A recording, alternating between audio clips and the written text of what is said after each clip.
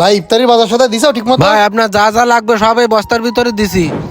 আচ্ছা ঠিক আছে, টাকাটা ওই বিকেল বেলায় আমি কাজের টাকা পেলে এসে দিয়ে দেবো। মানে তুমি আপাতত লিখে রাখো এক এই জায়গায়। তোরে 20 কেজি বিরিয়ানি চালের কথা কইলাম, তা কি আনিছিস? কিডা?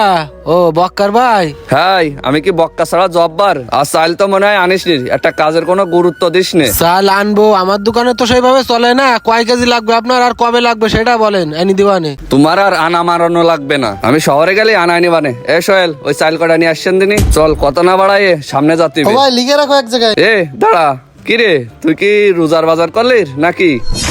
ভাই ওই রোজার বাজার না, আবার রোজার বাজারই।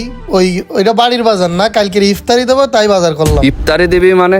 আগামীকালকে 27শে রমজান না? 27শে রমজানে তুই কিরকম ইফতারি ও দিচ্ছিস? ভাই যা সামর্থ্যে কুলো হইছে গরিবানা মতে। তোর মতন ফকিন্নি কি ইফতারি দেবে? ওই ঢলঢলা খেসড়ি। এই সোহেল, দেখদিন ওর বস্তার মধ্যে কি কি রয়েছে। আচ্ছা ভাই দেখতেছি। এই সব দিয়ে টানা হে করতে বস্তা কেন? ছাড়, দেখি তোর বস্তার ভিতরে কি কি আছে। ও ভাই, এ তো খুদির মতো চাল, শুকনো জাল আর ওই হলো বুটির ডাল, তাছাড়া আর কিছু নেই। দেখেছিস, আমি তোরে কইলাম না এই খাইয়ে মুসল্লিগের পেট খারাপ হবে, আর এই তাই দেখছে ও।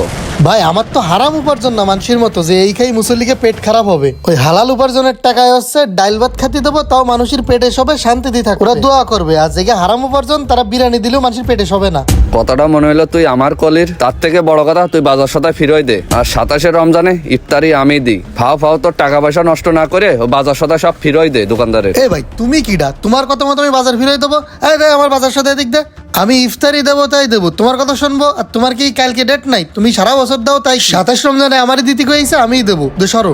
তুই যা যা, আমি এই এলাকার বিশিষ্ট লোক, আমি 27শে রমজানে ইফতারি দেবো। আমি এক্ষুনি কেশিয়ারের কাছে যাব। তুই কি করে 27শে রমজানে ইফতারি দিস তা আমি দেখি নেবো। এ সোহেল, হাট কেশিয়ারের কাছে।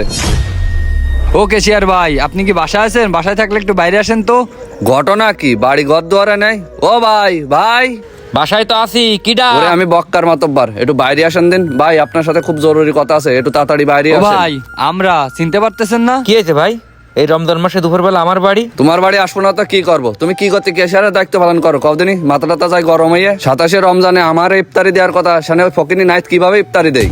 ও ভাই কি বলছেন? 27শে রমজানে ইফতারে দেওয়ার কথা আপনার, তার নাইদ্রে দিল কিভাবে? নাইদ্রে দিল কিভাবে? তুই এই প্রশ্ন আমার করতেছিস? আমার আত্মীয় স্বজন সব দাওয়াত করা, আমার মান সম্মান থাকতিস না? কিরা দিতে দেশে আর ইফতারি তারে ডাকি না, যা আগে যা। আমার আত্মীয় স্বজন সব দাওয়াত দেয়া, যদি 27শে রমজানে আমি ইফতারি না দিতে পারি আমার মান সম্মান থাকবে? তুই কয়া এ কি করতে আয়? আসলে ভাই এবার ইফতারের দায়িত্ব ছিল খাদেম সাহেবের, হয়তো খাদেম সাহেব দিয়েছে। ওসব খাদেম মাদেম আমি চিনি নে। আমি 27শে রমজানে ইফতারি দেবো, তাই যেভাবেই হোক তুই এখন এই ইফতারি দেওয়ার যেভাবে কোনো একটা ব্যবস্থা কর। ও ভাই মাথাটা ঠান্ডা করেন আপনি। খাদেম সাহেব সন্ধ্যেবেলা বাজারে আসবেন, আপনি বিষয়টা তার কাছে শুনে নিয়েন, সেটাই ভালো হবে না ভাই। বুঝতে পারছি, তোর দিয়ে হবে না, আমারই কিছু করতে হবে না। এ সোহেল,